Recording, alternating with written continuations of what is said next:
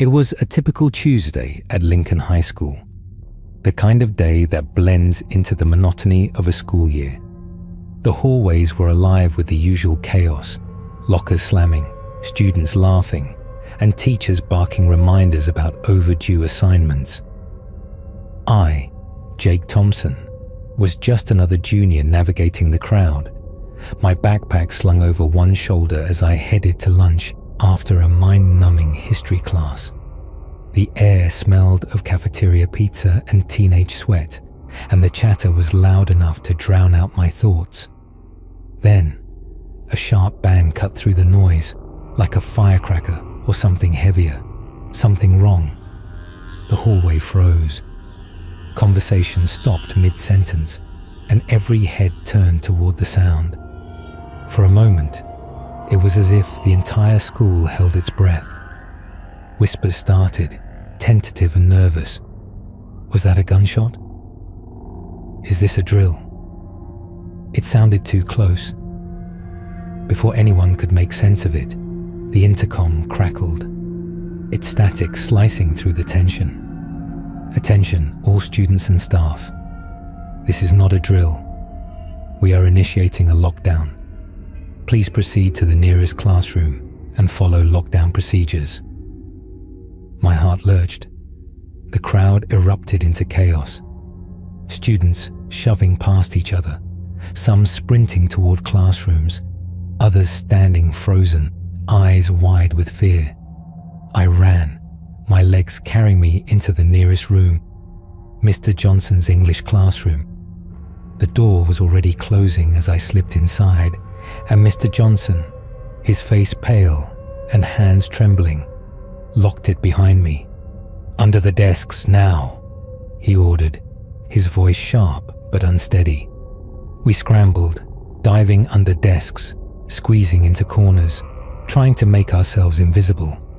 The room went dark as Mr. Johnson flicked off the lights and yanked the blinds shut. I could hear my own breathing, loud and ragged, as I crouched next to Sarah, a quiet girl from my class. The silence was suffocating, broken only by the occasional sniffle or muffled sob from a classmate. Minutes dragged on, each one feeling like an hour as we waited for the all clear that never came. Then I heard it, a low guttural growl from the hallway. It wasn't human, it was deep, primal, like something from a nightmare. My stomach twisted and Sarah's nails dug into my arm. "Did you hear that?" she whispered, her voice barely audible. I nodded, my throat too tight to speak. The growl came again, closer now, followed by heavy, deliberate footsteps. Whatever was out there wasn't rushing, it was stalking. Mr. Johnson pressed a finger to his lips, his eyes wide with terror. We all held our breath, listening as the footsteps stopped right outside our door. Then, a knock. 3 sharp raps that echoed like gunshots in the silent room. "Let me in," a voice growled from the other side. It was deep, gravelly, and wrong, like something trying to mimic human speech but failing. "I know you're in there." The room was a pressure cooker of fear. No one moved. No one breathed. The knocking grew louder, more insistent, until it became a pounding that shook the door in its frame. The wood groaned, splintering under the force. "Let me in, or I'll break it down," the voice roared, its tone a grotesque blend of rage and hunger. Mr. Johnson grabbed a chair and wedged it under the doorknob, his hands shaking so badly he nearly dropped it. "Stay back," he hissed, his voice barely audible over the pounding. But it was too late. The pounding stopped abruptly, and for a fleeting moment, we thought it was over. We exhaled, our breaths shaky with relief. Then, a new sound, scratching like claws on metal, coming from the vents above us. My eyes darted upward, and I saw them. 2 glowing red eyes peering through the slats, fixed on me. My scream shattered the silence, and chaos erupted. Students scrambled away from the vent, some diving back under desks, others pressing against the walls, sobbing. The thing in the vent pushed harder, its claws tearing at the metal grate.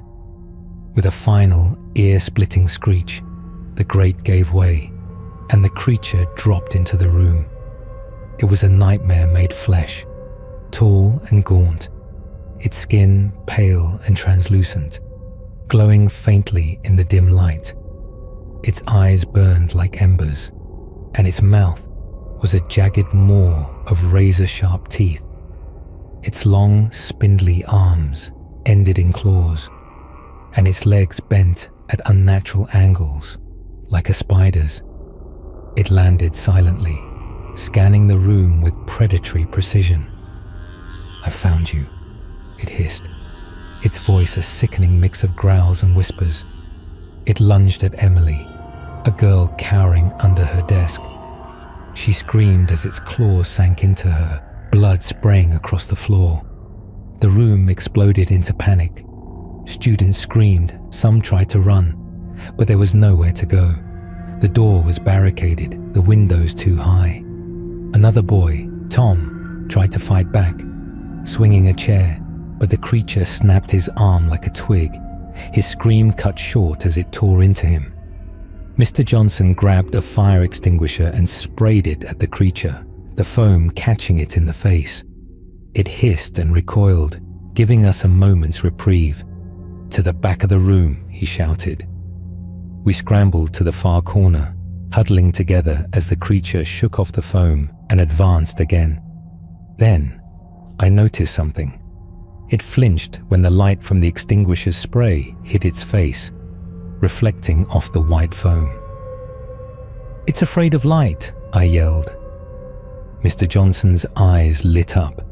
He pointed to the overhead projector. "Turn it on."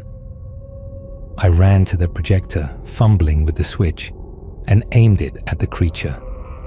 The bright beam hit it square in the face, and it let out a deafening screech, shielding its eyes with its claws. "It's working," Mr. Johnson shouted.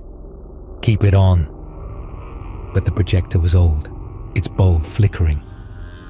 "Find anything that makes light," I called out.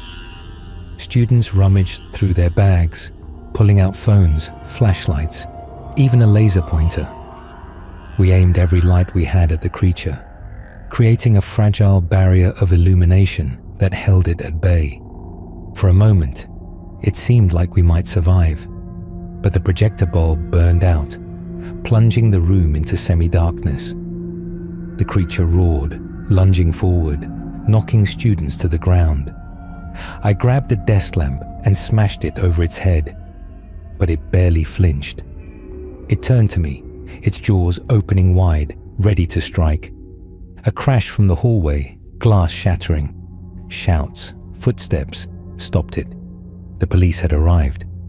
The creature hesitated, then let out a frustrated growl and scrambled back into the vent, disappearing as quickly as it had come. We stumbled out of the classroom, stepping over broken desks and bloodstains. The hallway was a slaughterhouse. Bodies of students and teachers, some torn apart, others drained of blood. Some were still alive, their screams echoing through the halls. I searched for survivors, but most classrooms were empty or filled with carnage. When I reached the front entrance, the doors were locked, but I could see police cars outside, their lights flashing. I banged on the glass, shouting for help. An officer unlocked the door and pulled me out. "Are you all right, son?" he asked, his face etched with concern. I shook my head, tears streaming down my face. "No one's all right. They're all dead. There was this thing." He frowned. "What thing?" "We got a report of a possible active shooter, but the school was empty when we arrived." "Empty?" I choked out. "But I was just with my classmates and it killed them." He placed a hand on my shoulder. "You might have hit your head. Let's get you to the hospital." As they led me away, I looked back at the school, silent and still.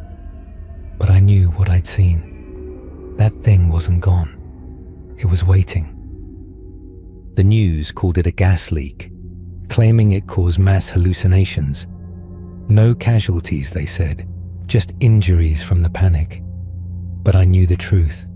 I'd seen the creature, felt its breath, watched it tear through my classmates. Days later, I couldn't shake the dread.